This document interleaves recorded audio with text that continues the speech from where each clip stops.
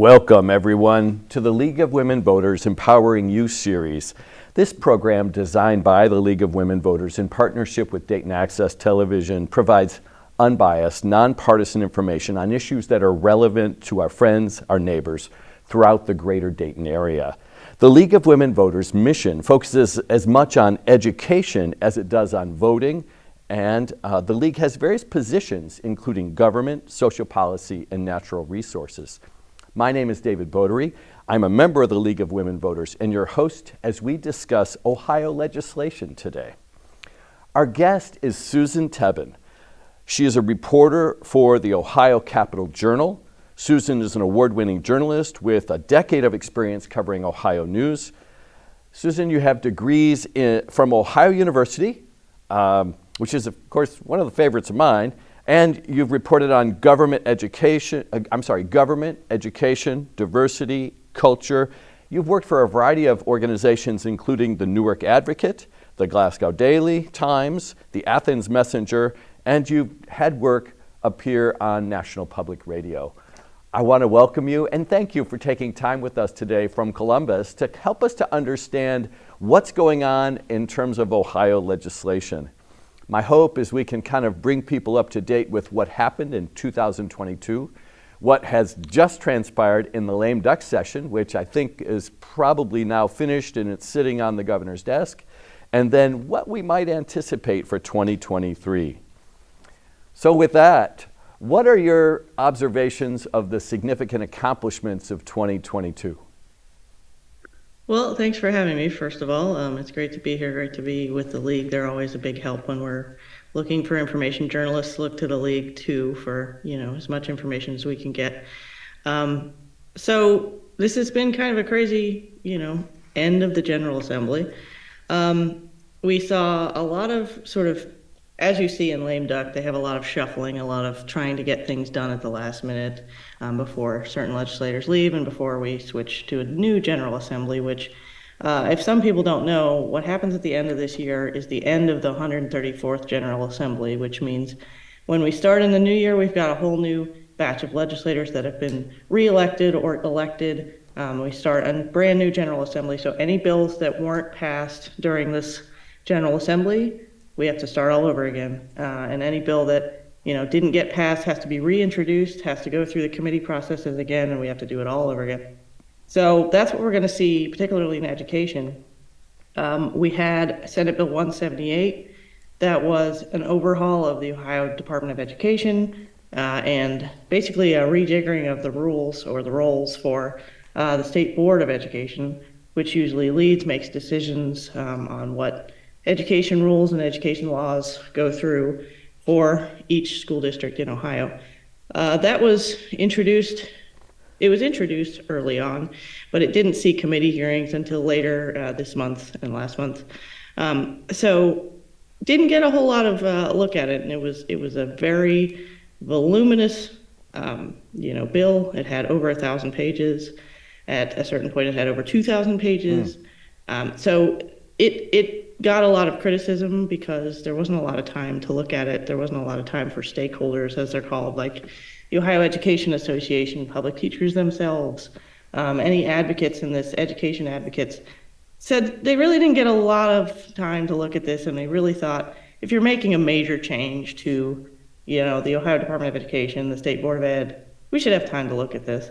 And so that seemed to be the issue when we got to the end, literally the last day of the House session and the Senate sessions. We're looking at Thursday morning, 2 a.m. The House didn't have the votes to pass that through, and they actually tried to put it into another bill, House Bill 151, which was a bill originally meant for teacher mentorship, to change how teacher mentorship worked in the state. But it also had a controversial add-in that happened in June, which put in basically a ban on trans athletes. So for youth, members of the youth community, the trans community, to be able to participate in sports in the gender identity that they use. And the legislature didn't want that to go through, or the sponsors of that bill. So they inserted that in June into 151, which was originally a teacher mentorship bill. It had trouble getting through.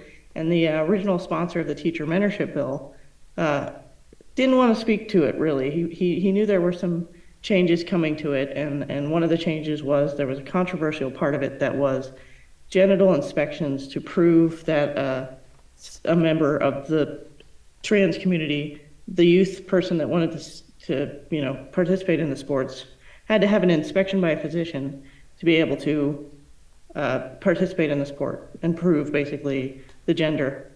Right. That part, the Senate President Matt Huffman said, I don't like that part. There's not a lot of people that do. So they took that out. However, once we got to the end of GA, like I said, it was about 2 a.m. on last Thursday it would have been. You had that added into the teacher mentorship bill, and then we're adding in a complete overhaul of the Ohio Department of Education. It didn't have enough votes. So people said it wasn't vetted enough. We need more time. We need more time to look at this. People on the other side were saying, sponsors were saying, we've had time. We've had years in the making to try to make this work. The State Board of Ed isn't doing anything. They're kind of ineffectual. So they just didn't make it, and the House didn't agree to the amendments to 151. So that essentially made it dead. Yeah, it died. And then the Senate didn't come back and agree to anything. So we saw that education bill not go forward. And what Senate President Huffman has said, next year we're going to bring that back up, and that's going to go forward. And he's really supportive of that bill. He really wants to see it go through. So we're definitely going to see that come through yet again next year. But it'll have to be reintroduced completely, and we'll have to explain it all again. Right.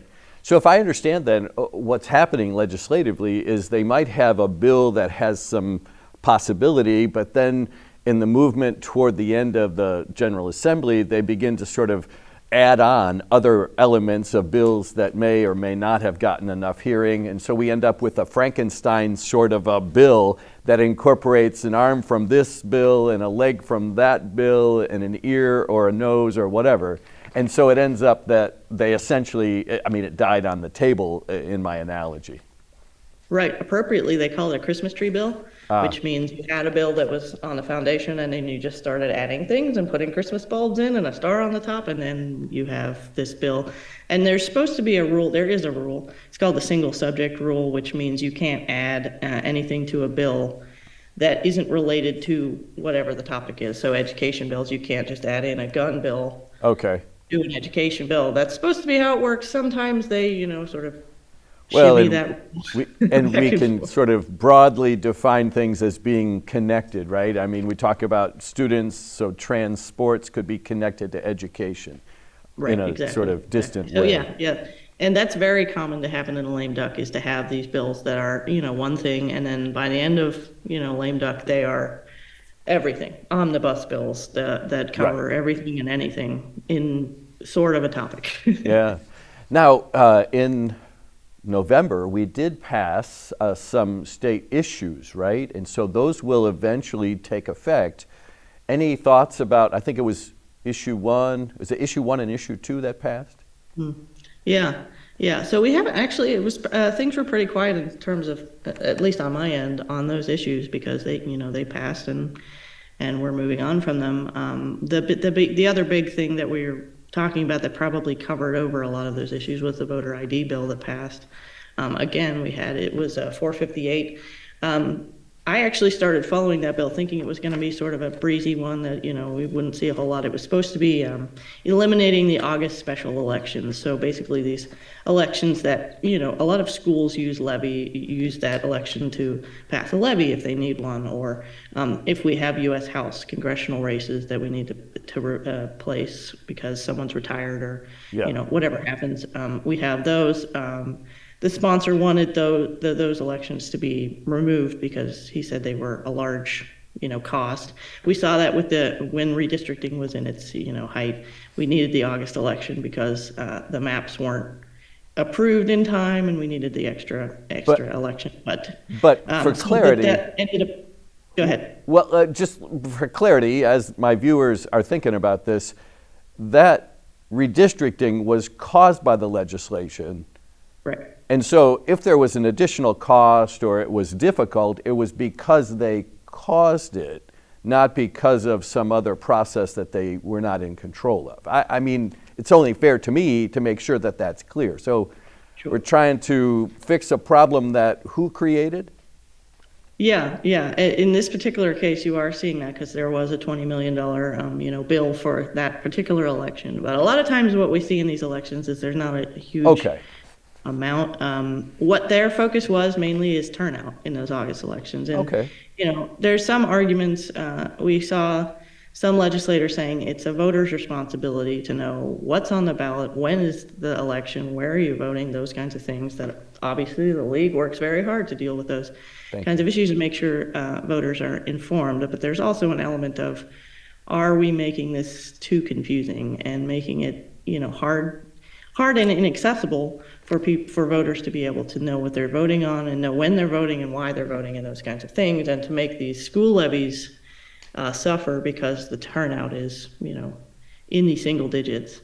Doesn't necessarily make sense, but does that mean we should do more should the legislature be doing more to make this more accessible, to make it easier to educate the electorate?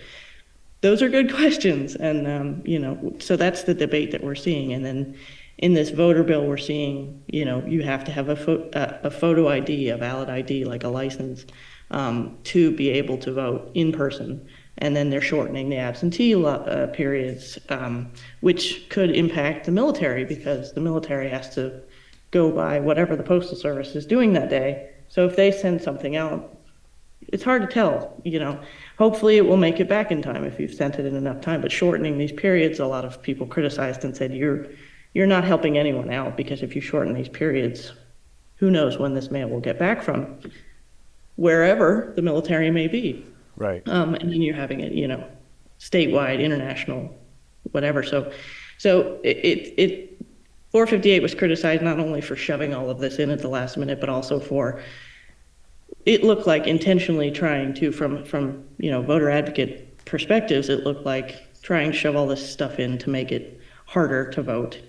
And one of the state reps, Tim Miller, said, I think you're doing this because the people that vote early or vote absentee or do all these things vote for the wrong party, and you don't want that to happen anymore. So not sure that's true, but it's definitely getting panned, but it passed, and it passed in the last minute, about 11 o'clock, I think that was on Wednesday night. Yeah. And so that's headed for the governors. Yes. So, and do we expect Governor DeWine would sign that bill? He's shown some hesitation. You can inevitably never tell until he puts his John Hancock on it. Right. But he has shown some hesitation on some of the things. There was actually, after the reporters all stayed up all night for lame duck, there was a press corps breakfast with the governor, and he talked on some of those things, but he's never quick to give you his exact stance on what he's going to sign. So. And my assumption is that he has until the 31st to sign those bills? Right. Yeah. Okay. I do think that Ohio voters understand this idea of gerrymandering and the way in which, in some ways, the electorate have chosen their people as opposed to the people choosing their electorate. And I suppose this 458 bill rings a little bit of the same thing, like who's choosing our elections, and by controlling when we can vote or how we can vote in what way, maybe we're sort of controlling who is going to be able to vote. So I would argue, and I think the league's position would be, that we should try to make voting as accessible for as many of the legitimate voters as possible, and then to do things to restrict what would be considered fraudulent votes, which, as I understand it, are very, very small number of times that people would vote twice, for instance, or in some way vote that would be fraudulent. So, right. Anything else that you think of? Go ahead. Oh, I was just going to say, I don't know that it was deliberate. I can't say for sure because I can't be in the minds of legislators, but there was a lot of sort of missing the point. Democrats tried to say, there's other elements to this. It's not just, do I know what time I need to vote? Do I know where I need to vote? Do I know how many drop boxes I can use? It's more, do I have a car to drive to the election, to the ballot box? Do I have money that I can, spend for gas to drive there? Can I get time off to do that sort of thing? Do I have childcare? Can I, take the kids to the voting booth? All of those things that maybe weren't taken into account. They did make, getting a photo ID free at the BMV. So that's one expense that we've taken out. But, But you there's still so got to many get, other. you still have to get to the BMV. Right. And if you got 3 kids in tow to get your ID so that you can vote, that becomes a challenge. I hear what you're saying, and certainly I think we ought to try to make it as easy as possible to legitimately vote. Yeah, and you see those impacts a lot in minority communities and elderly communities and things like that.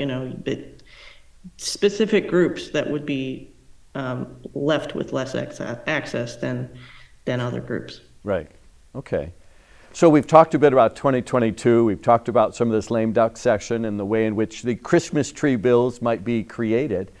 What do you predict, or what are you looking at for 2023? What should we keep our eye on? Yeah, well, certainly we're going to see the education thing come up. I'm not sure, obviously they'll probably be trying to see what they can do to make it more digestible for people and, see if there's some time they can buy with it, but we do have a new school year coming up.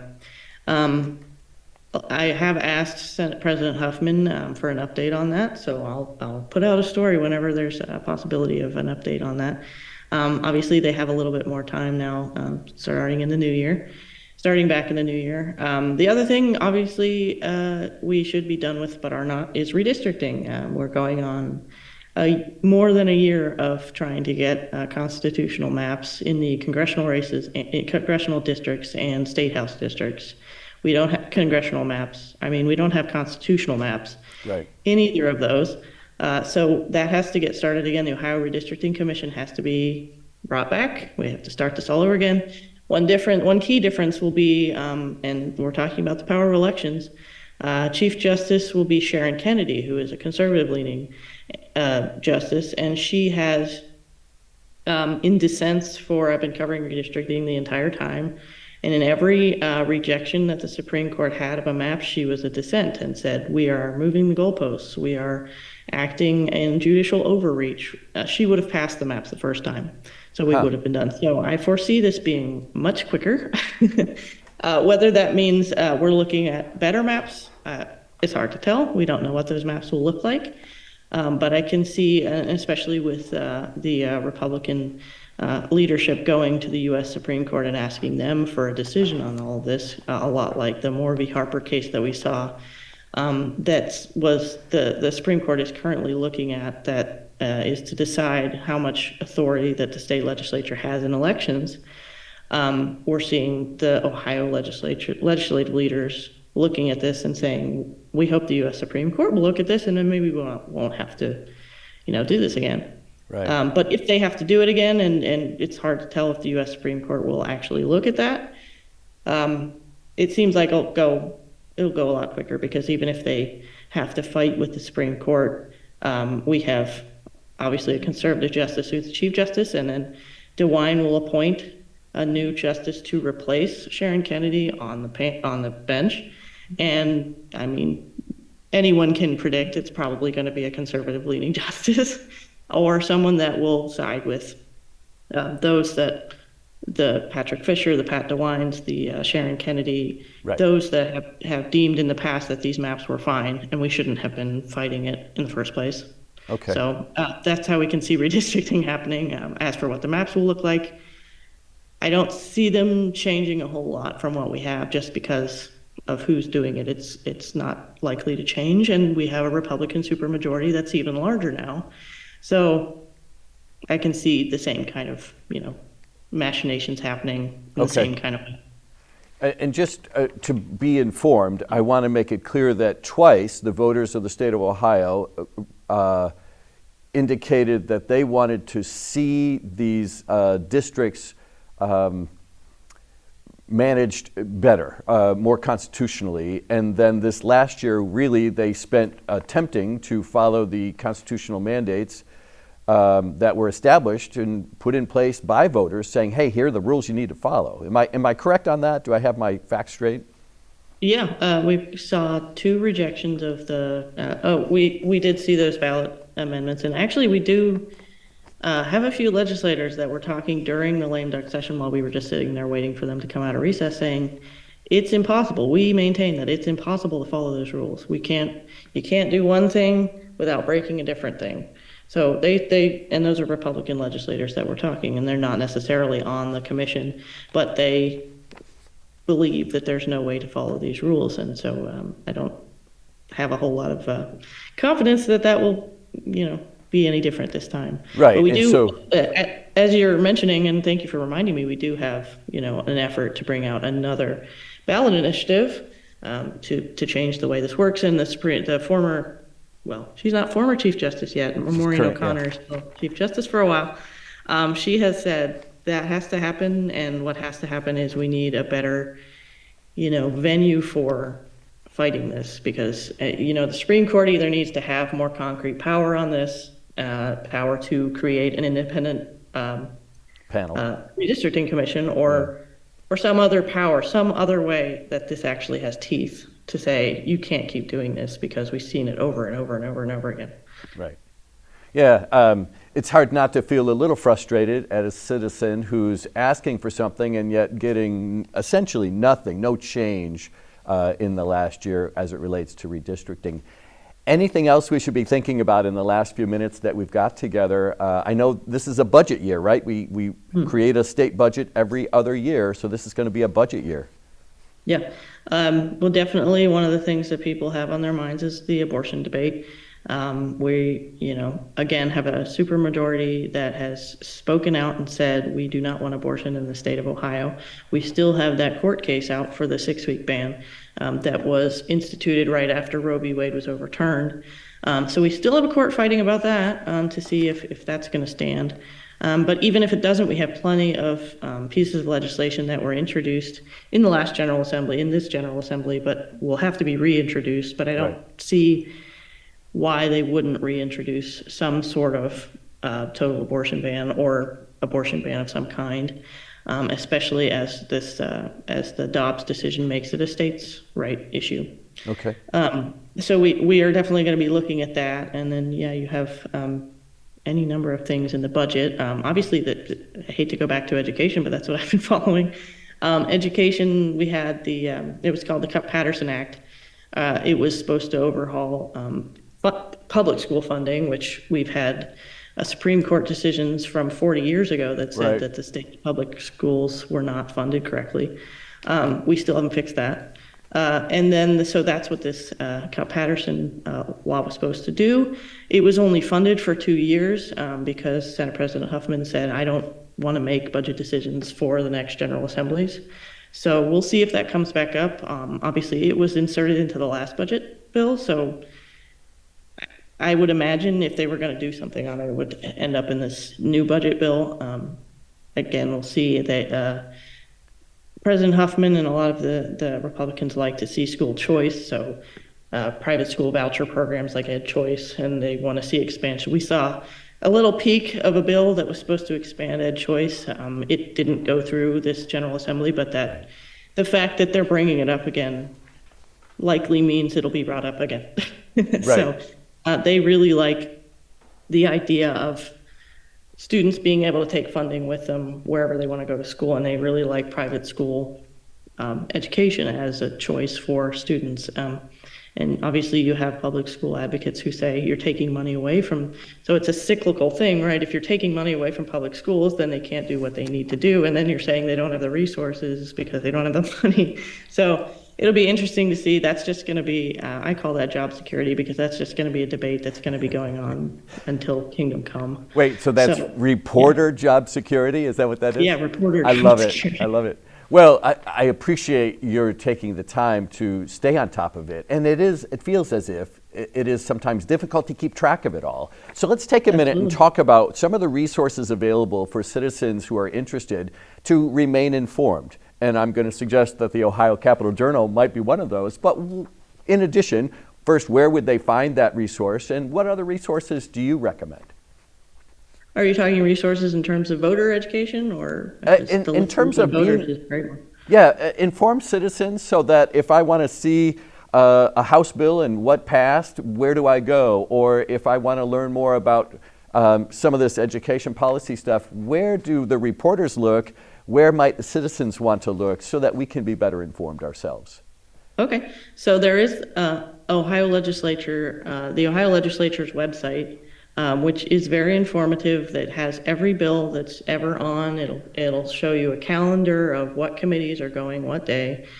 Typically, it's good to not look at those on Monday morning, because the House and the Senate update their calendars sort of at a different time. So maybe Monday afternoon, you start looking at those things.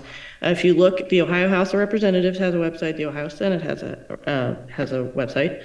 All of the contact information for all of your legislators will be on there. Also, that's where we go to get a full list of what the committees are looking at. So down towards the middle of the page, you'll have, or if you go to the specific committee page on a site on the page for the House and Senate, it will show you, it'll say there's a PDF for committee agendas, committee meetings, and it'll just list every single bill, every single committee, what day it's running, and what bills they're going to be running, and it'll have a little summary of what, so you'll at least have the number. Then you can go to the legislature's website and look up those bills, where you can find the full text. You can find, what I use a lot is the Legislative Service Commission does analyses of every bill that's put. They have to do that. They put out, and it's more in layman's terms than, so if you don't have a law degree, these bills can be very hard to read sometimes, and hard to tell what's going on when they've crossed out things, they've added things. So